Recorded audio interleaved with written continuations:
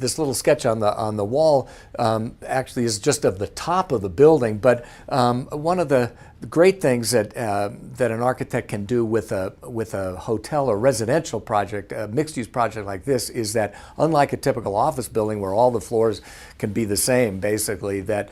you have the ability to have balconies and really sculpt a building that is not just a box coming up out of the ground. And there were even though the design certainly has evolved, some of the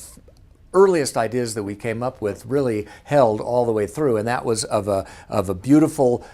pristine tower rising up off of 14th Street, and then actually eroding back as you got up higher in the tower, and allowing balconies, allowing where the residences start. You end up with every one of the condos has a balcony and outdoor space, and that gave us a reason to sort of step the building back. We worked early on with our structural engineers and talked about how a concrete structure, a poured-in-place concrete structure, was very easily eroded and sculpted and created in the forms that you now see at the top of the building, where the rectangular form down below starts to set back, and we introduced this curve on the two sides of the building with balconies filling in the corner, and then these beautiful glassy condominiums that we have. And another thing is the